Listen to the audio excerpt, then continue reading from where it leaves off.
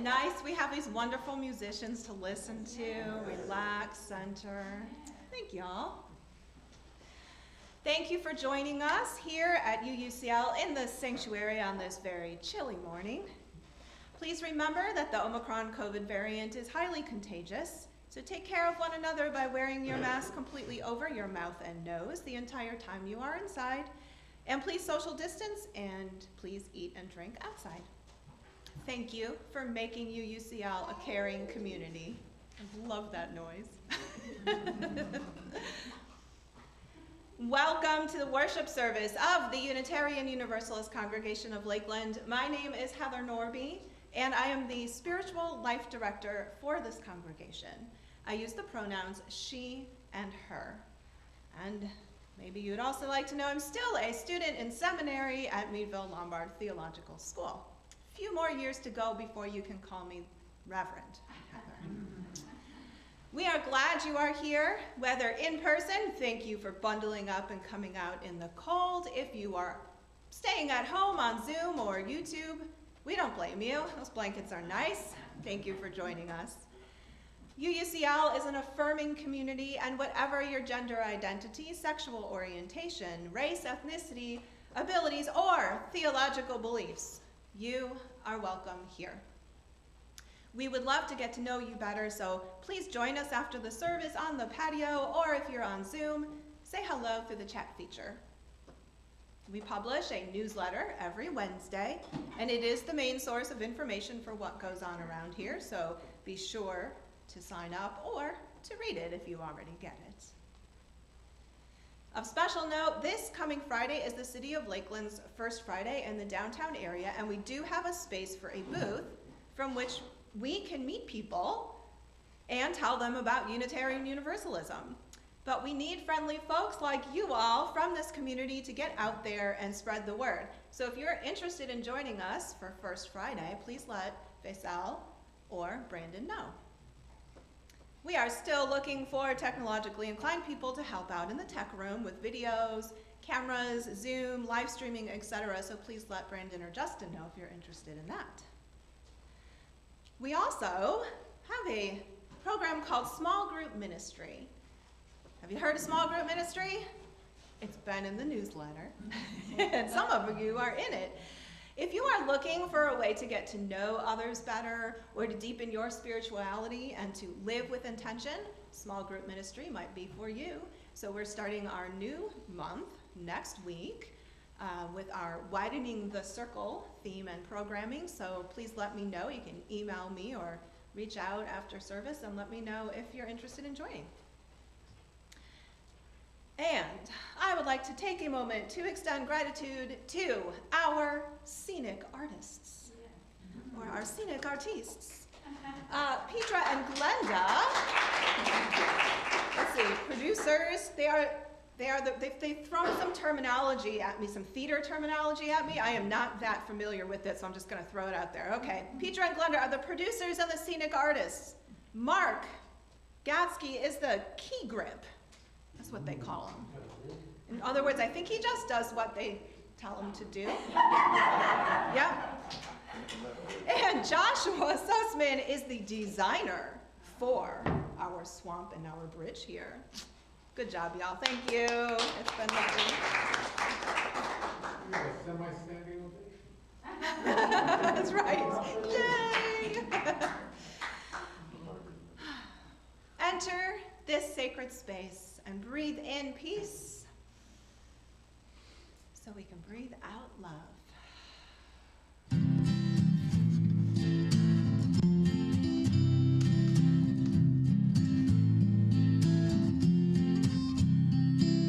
Breathe in, breathe out, breathe in, breathe out, breathe in, I'll breathe in, breathe out, I'll breathe out love, and breathe in, I'll breathe in peace, and breathe out, I'll breathe out love, and breathe in, when I breathe in, I'll breathe in peace, and breathe out, when I breathe out, I'll breathe out love.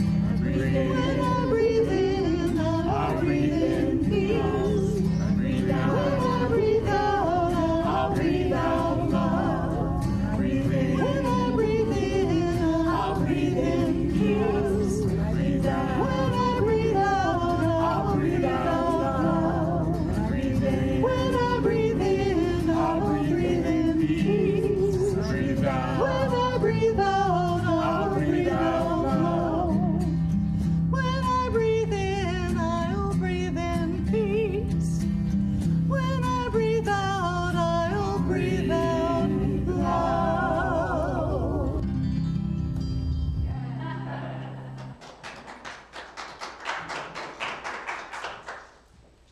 Opening words entitled Imbolc by Caroline Meller. I am the dream of awakening. I am the returning of the light. I am the tough green shoot pushing up through the paved stone. I am the first kiss of sunlight on the unfurling petals of the snowdrop. I am the wind which whispers the gentle pull of home to the migratory bird. I am the drop of ice melting on the mountainside with its great dream of the ocean. I am the sap rising in the blossom tree just before it reveals its sticky buds to the sky. I am the riotous celebration humming away beneath the earth's mantle of frozen sleep. I am the rousing of the bee from its winter slumber and the soft pad of the mother wolf's paw on the snow as she prepares to birth her pups. I am hope, potential, rebirth, and promise. I am the kindling breath which transforms the flicker of inspiration in your creative core into a blazing torch. Give me the silent crescent moon rising over the sea, and I will build you a bridge of silver light so you can walk up and lie in it. Give me the frost-hardened wilderness, and I will breathe radiant green life over it. Give me the healer, the writer, the craftsperson, and the storyteller, and I will replenish her essence and make her new again. I am Brigid, Bast, Inanna, and Hesea. I am the fierce protectress of the sacred flame. Tonight, I bestow my gifts of power and courage at the hearth of your soul. Power to step out of the shadows of self-doubt and negativity, which have held you in darkness for too long. Power to shed all that which no longer serves you, and courage to clear your mind and heart for the dawn that awaits you. I am the time to honor your unique gifts for their true worth and to protect and nurture your creative self as you would a child. I am the deep longing of the spirit which refuses to be consumed by a narrative of fear and chooses instead to place itself vivaciously on the side of love. I am the stirring in your belly which knows exactly what you are capable of and that it's time the world found out. I am the fire within which will not be contained any longer. I am the quickening. I am the serpent uncoiling. I am Imbolc. I am the dream of awakening.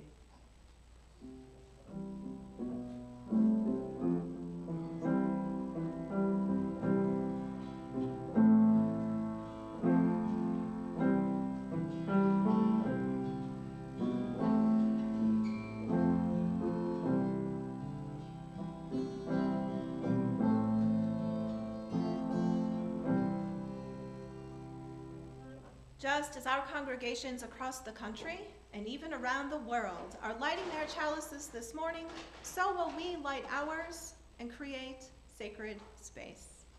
Today, our chalice lighter is Francesca Cassini.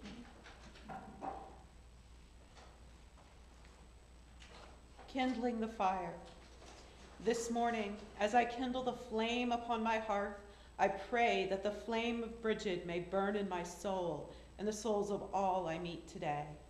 I pray that no envy or malice, no hatred or fear may smother the flame. I pray that indifference and apathy, contempt and pride may not pour like cold water in the flame. Instead, May the spark of Bridget light the love in my soul, that it may burn brightly through the day.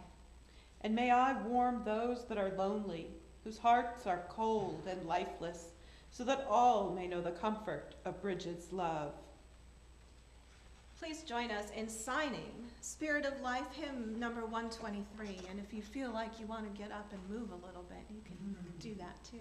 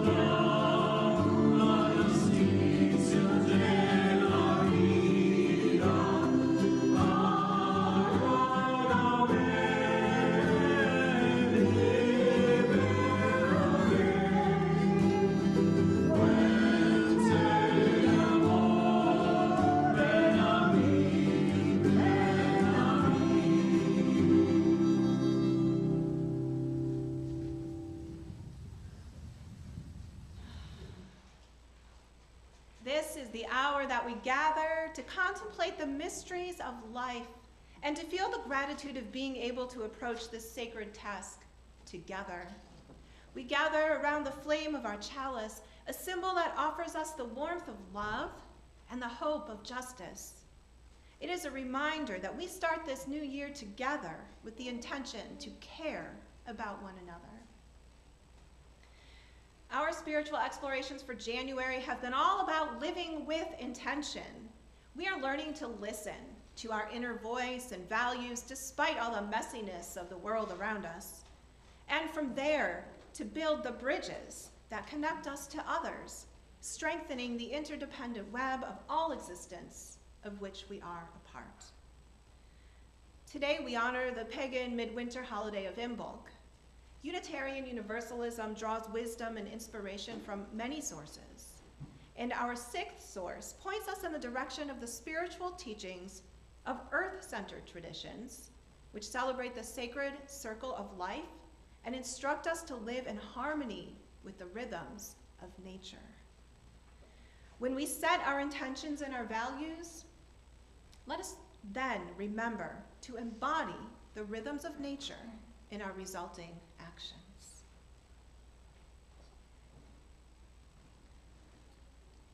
Let us turn now to honor the weaving of joys and sorrows that run throughout our lives, throughout all lives, throughout the web of life and love. We invite you up to the chalice table to light a candle for the joys and sorrows you carry with you today. If you are on Zoom, we will say your name and light a candle for you so that we know that you are here with us, so you know that we are together. If you do not want your name said, please say so in the chat.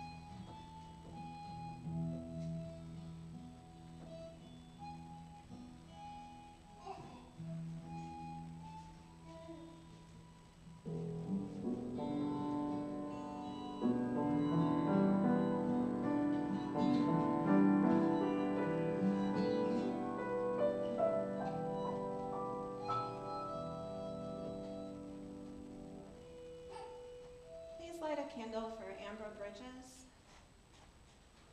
I know she's not been feeling well, so please keep her in your thoughts. Also for Crystal Norman, Phil and Jan Hatmaker, Jane Eskenazi, John Hughes, Judy Powell, Maggie McClelland, Nancy Morse, and Sarah Lee Miggs. Thank you all for being with us.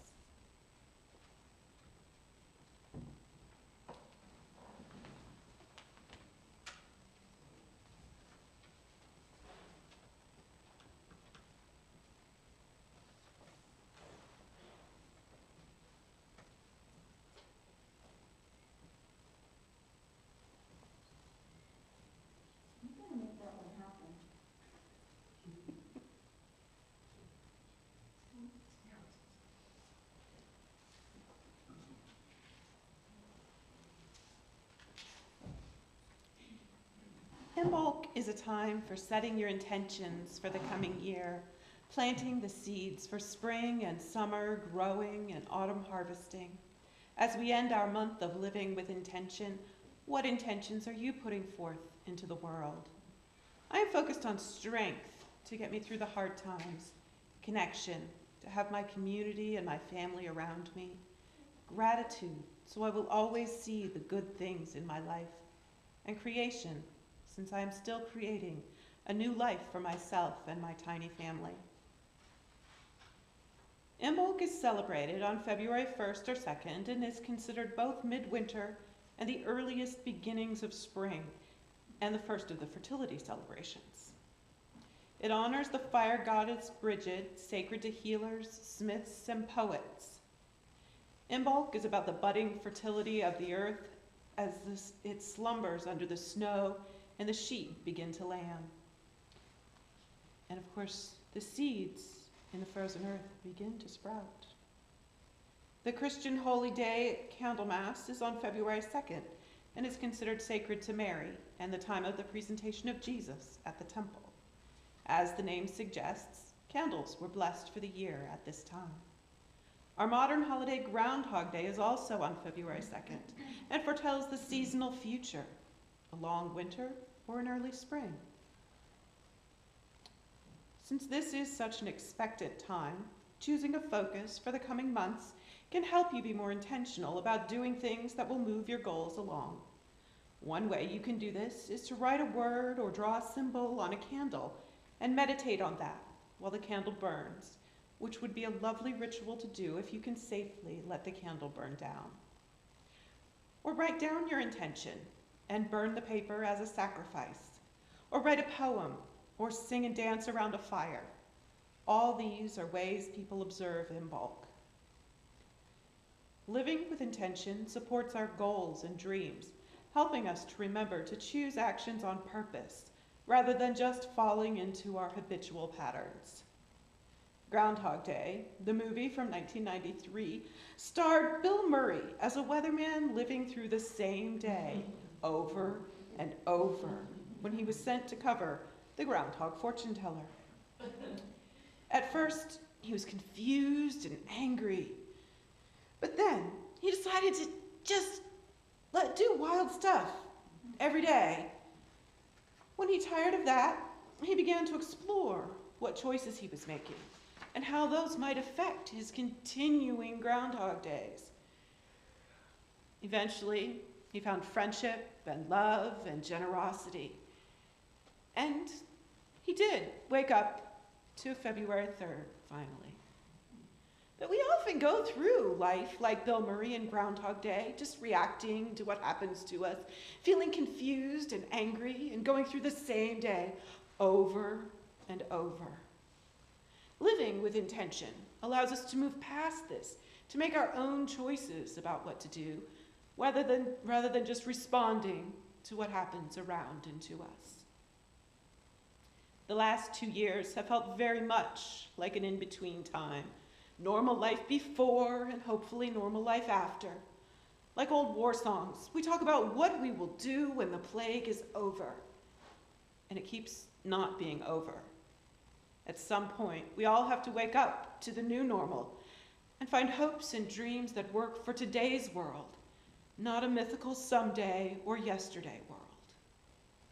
After I came out of the fog of losing my husband, I realized that I had to discover new intentions, new dreams, new goals. I felt like life was too confusing, and I didn't know what to do. I was deep in the morass and the muck. As I worked my way through the mess, I began to find things that mattered to me. Some new, some from before. I have been working on what matters to me now, and slowly I'm starting to think about intentions and being deliberate in my actions, rather than just having those automatic reactions programmed in me throughout my life.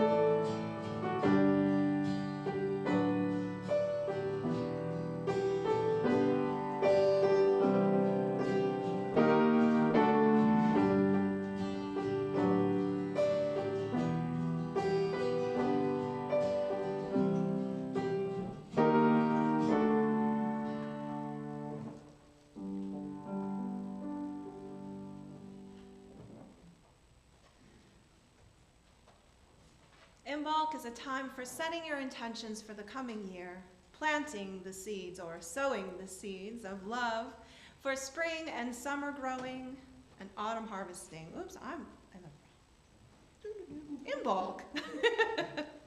Midwinter Groundhog's Day. It's a turn of the wheel of the year, and it is a time of transition. In this moment and in this place, we exist in a space and time between the seasons. And also between what is normal and what will be normal. The hope in all this is that we get to choose the patterns and processes that we use to move forward. May we turn to nature for her wisdom. Winter is still a reality, even for us in Florida. And if we use it metaphorically, maybe especially for us in Florida. It is most definitely not summer and not quite spring. But there's something we can feel that lies just beyond this chill in the air and the long nights, as if we are at a threshold. In the swamp, we see much more brown than we do green this time of year. There's an in-between sort of feeling as many plants die, but yet the migrating birds are here and full of life. We see fewer alligators as we walk through the swamp than this time of year, for they are in brumation, meaning they have slowed down. Have you slowed down during these cold days? We need to rest, restore, reflect, and heal so that we may reset our intentions to be sure that what we create next is meaningful and embedded in our values. Imbolc is a great time for getting rid of the unwanted things we've carried forward into this new turn of the wheel and for preparing for the gifts we might yet receive. In the winter, things die, yet those deaths prepare for the new life that is to come. Can you think of cultural patterns that existed in the old normal that don't serve us anymore and need to die? Those that have led to war, oppression, racism, materialism, and the destruction of our earthly home? Out of death, out of what we let go of, that which does not serve us anymore, comes life. Adam and I walked near the swamp the other day. One of the most incredible things we saw were black vultures picking at a dead, floating wild boar. Sounds grotesque, yes, but it was an amazing display of the patterns and processes of life in the swamp and the way in which life is sustained. We also witnessed an egret on the hunt. Like the alligators, lizards slow down in the cold too, lucky for the hungry egret.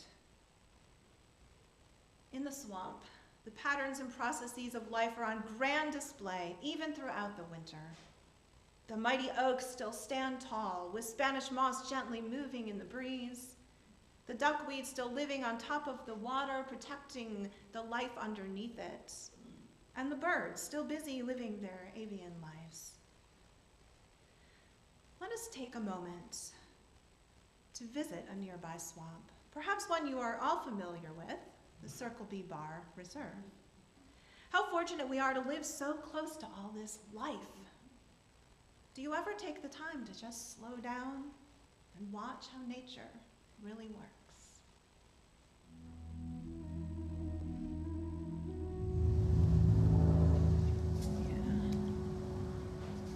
There you go, beautiful. There you go, now clean roll log. There you go, grab it in hand. There you go. Little piggy ear.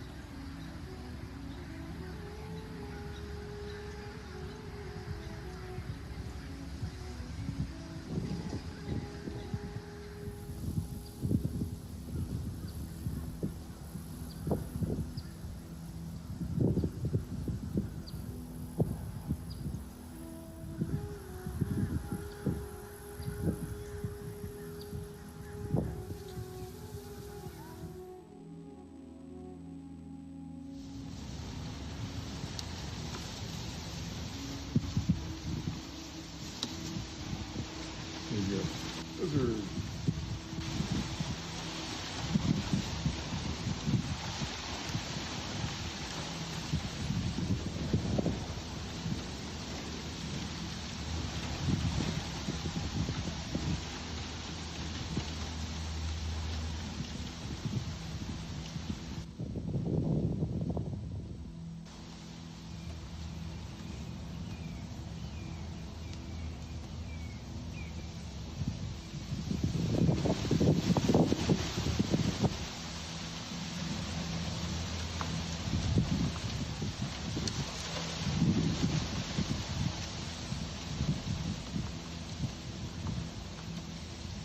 the next one.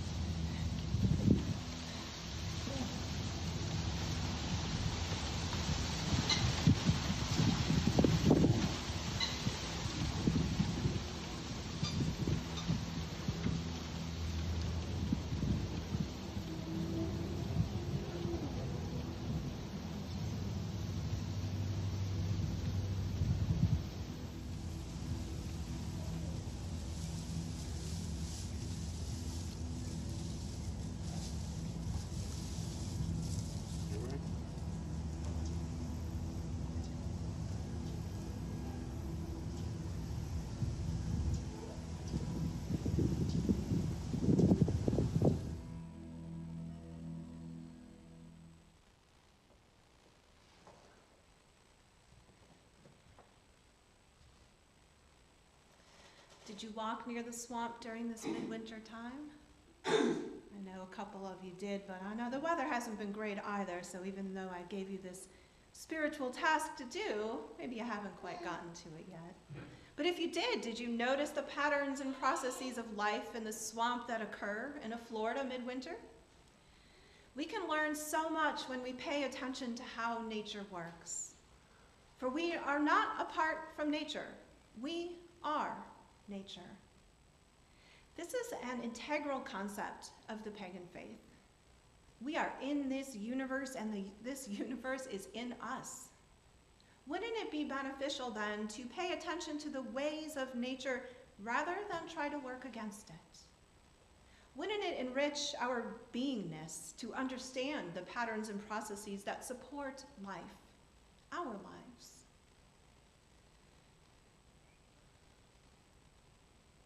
An ancient Irish saying goes like this: there are 3 candles that illuminate every darkness: truth, nature, and knowledge.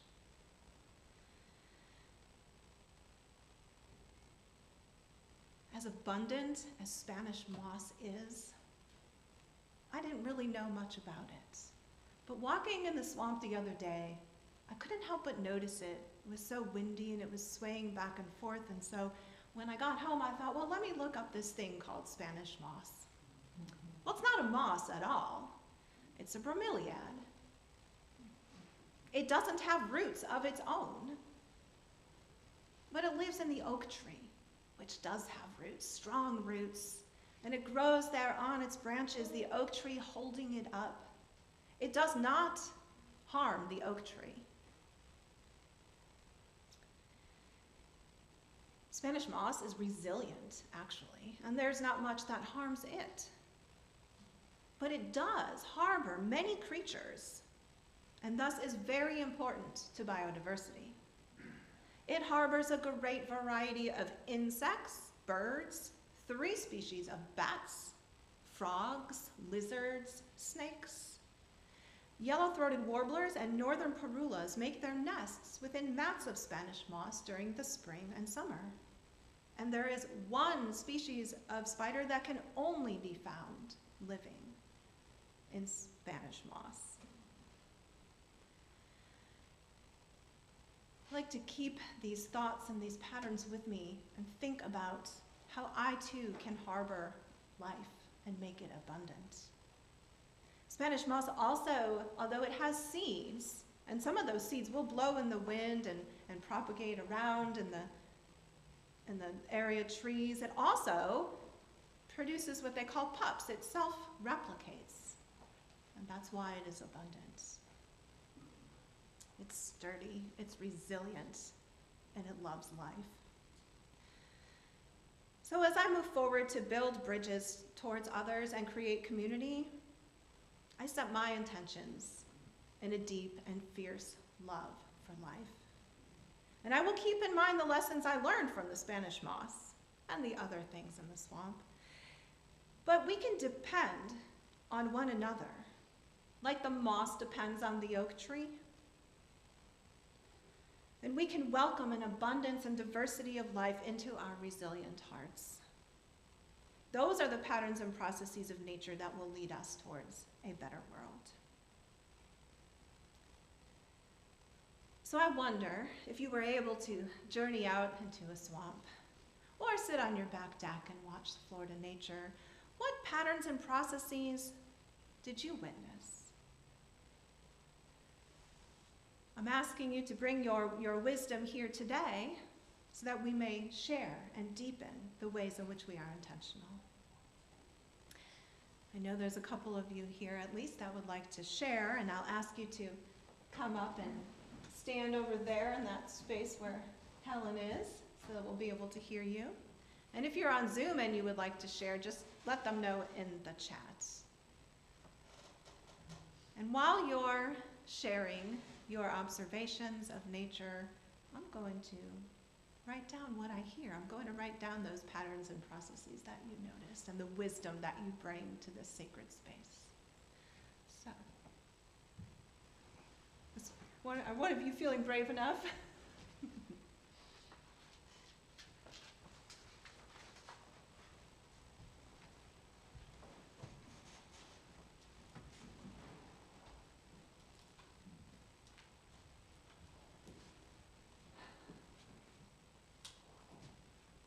Well, it's not really a swamp, but I love to go to Lake Morton. And I love the birds, especially. And one time we went to Lake Morton, and I got the grain out of the machine that you're supposed to feed the birds. And the ibis came running, and the ducks came running all around me. And I couldn't get it down fast enough. They were reaching for it. And I noticed this wood stork sort of standing at a little bit of a distance. So I started throwing grain over towards him. And of course all the ibis ran over and got it, and he didn't get any. So I threw a whole bunch of grain way far, as far as I could throw it. And all the other birds went away. And I kept a piece in my hand, and I reached it out to this wood stork. And he came walking over and very, very gently picked it up and ate it, and then backed away. And he became my favorite. I love the wood stork. I love the roseate spoonbill for his or her colors, but I really love the wood stork for his gentleness and his patience.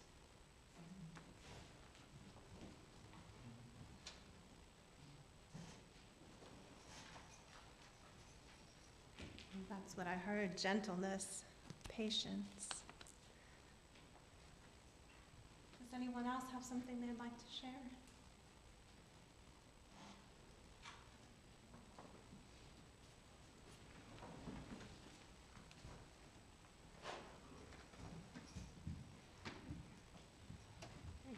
Right there? Okay. Strangely, I have a very similar story because I absolutely adore wood storks, and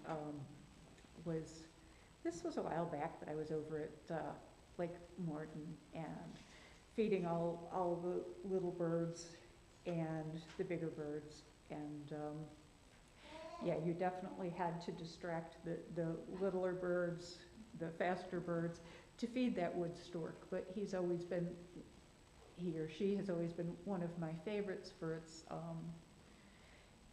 prehistoric beauty and sort of, I don't know, certain awkward elegance.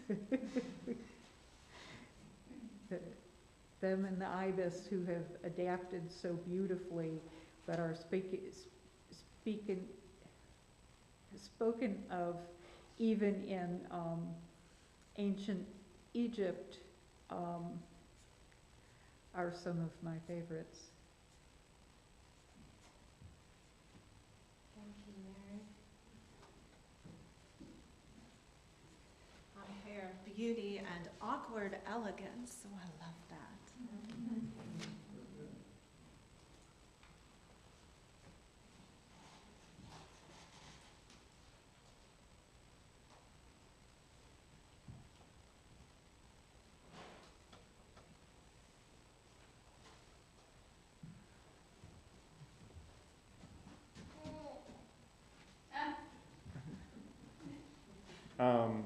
Yeah, when Heather and I were reading about Spanish moss, was very interested to find out that Spanish moss are actually directly related to pineapples. Some of the bromeliad family does root and grow, and of course I was also very interested to learn that pineapples are native to the Americas. I thought they were native to Asia because they're so prominent in the Philippines and China and Taiwan. And it is really cool to be able to grow your own pineapples in my yard. They're very hardy. They really stick it out even though they may or may not fruit. And there's a lot of very interesting,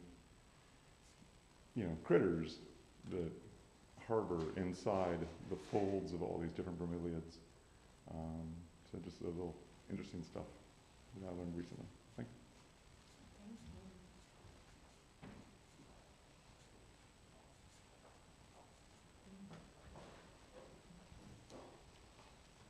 I heard hardy and harbor life.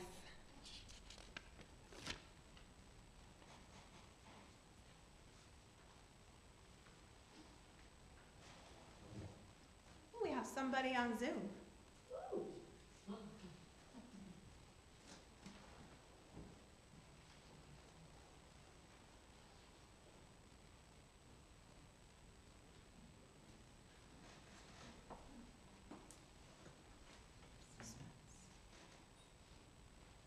It's okay. We also learn patience from Mother Nature.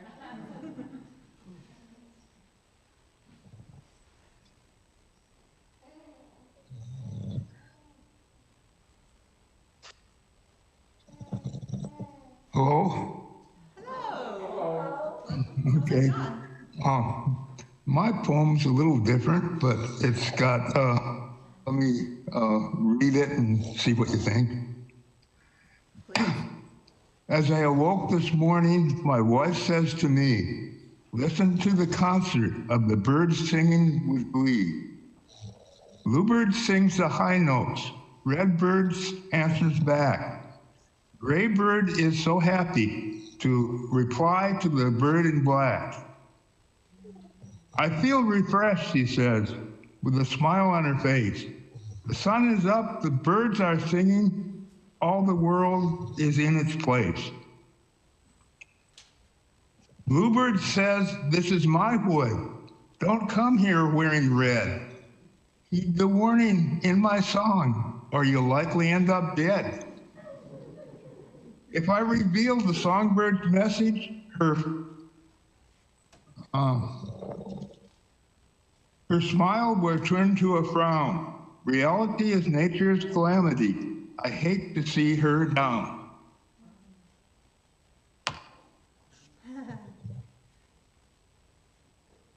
Okay.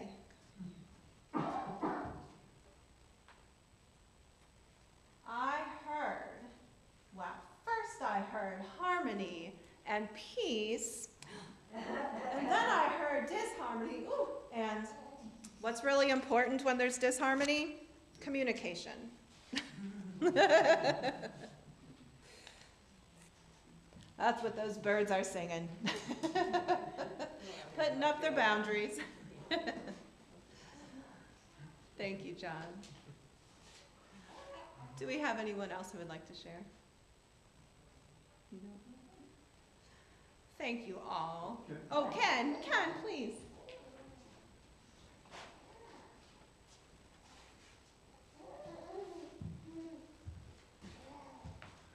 Okay, we took Dorothy's sister to Gatorland and a couple weeks ago, and we wanted to see all the birds nesting because they're very prolific, but it was too early. So we took the swamp walk, and in the swamp, it was all vegetation, maybe this high, so it was hard to see anything. But we came to a clear spot, and there was a raccoon standing in about 3 or 4 inches of water. It had its front paws underwater, doing something, swishing around. Then it either ate something or wiped its face, I'm not sure what. Then it put its paws back in the water, and it kept rubbing and rubbing and rubbing and rubbing. What is it doing? It just kept doing this for 5 minutes, and then we walked off, leaving it washing its hands. Okay. I hear that nature cleanses.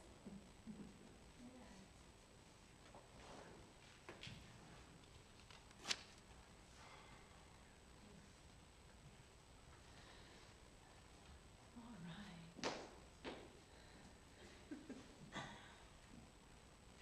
You're giggling over there. Thank you. All right.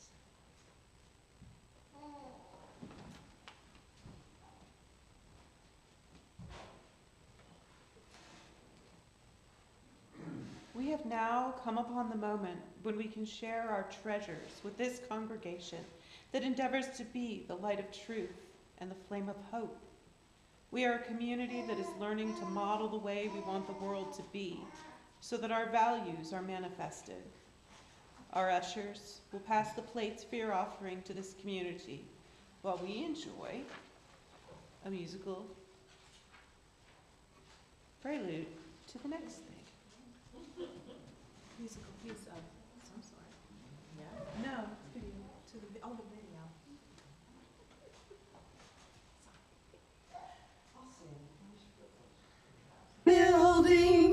bridges between our divisions. I reach out to you, will you reach out to me?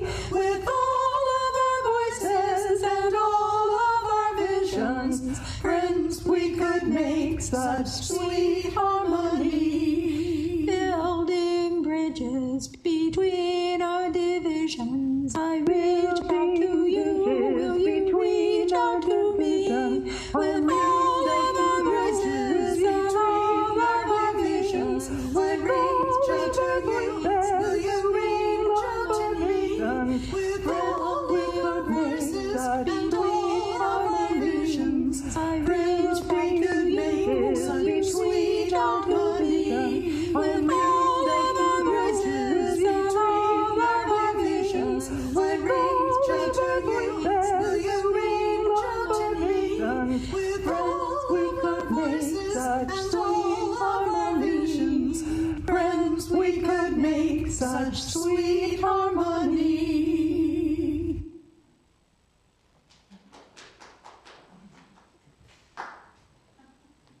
You can always clap around here. It's good. We began this bridge at the beginning of the new year amidst the beginning of yet another COVID surge. This pandemic has certainly muddied the waters of our lives. Thus, we started building out of this swamp.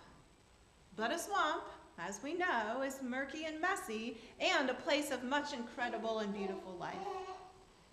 Amongst all the mud and weeds are the patterns and processes that uphold life. And so we begin building this bridge with the foundations of our values.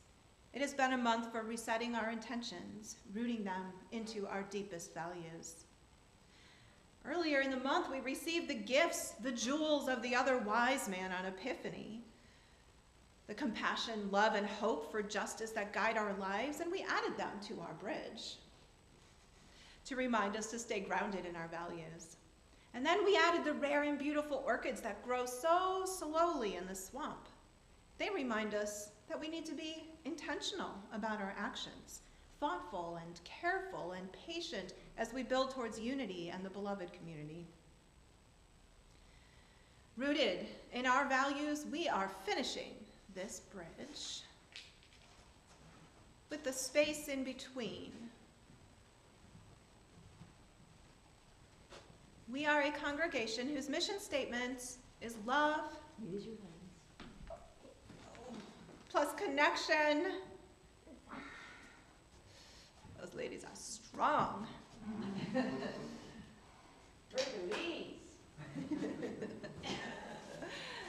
Equals transformation.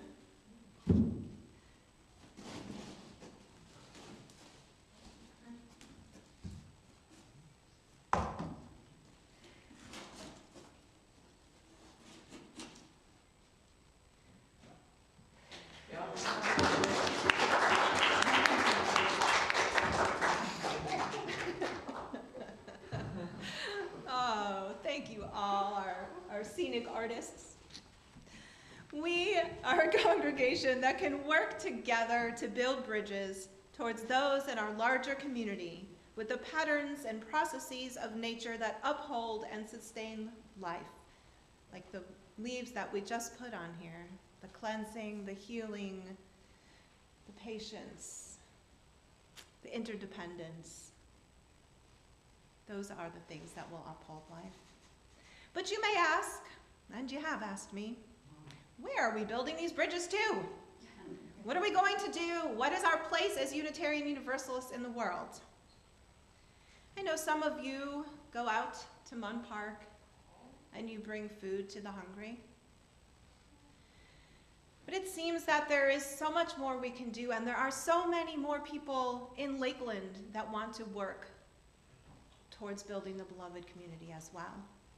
And I say, let's get to the root of the problem, because surely the system is not set up in a way that embodies the patterns and processes of nature so that all humans and all life may live. There are many, many things that we can do. We can feed the hungry and home those without one. And what about protecting our LGBTQ youth? What about lifting our voices out of respect for Black, brown, and indigenous lives? And what about caring for our Mother Earth? Let us start with our voices. We've set our intentions. Let us raise our voices. Let us go to the places that talk about these systems that uphold life in our community. The school board, the city commission, the county commission. Let us build bridges and join with others and change the way that the system works so that all lives are seen as worthy and valued and may thrive and find joy. That's the work that we're meant to do.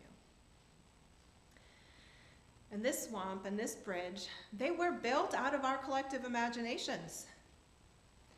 And we had intentions, yes, to delight our spirits, but also to deepen our faith with the tactile and the visual. And from our intentions and our imaginations into the hands of those who love this place, and they created this for us. And just as they created this, we can create a world of beauty and diversity. And I hope you all will join us. Thank you. With that, we have a responsive reading for our closing words today. And your part will be on the screen, correct? Actually, your part are the words in bold. Let the path be clear before me. And the past be clean behind me. And the ones I love beside me. And the goddess light above me. And the solid earth beneath me. And my own true self within me. Let all go as I will. Now we're going to extinguish our chalice. Please say the chalice extinguishing words with me as Francesca extinguishes our chalice. Come on. We extinguish this chalice, but not the light of warm truth, the warmth of love, or the fire of commitment. These we carry in our hearts and out into the world.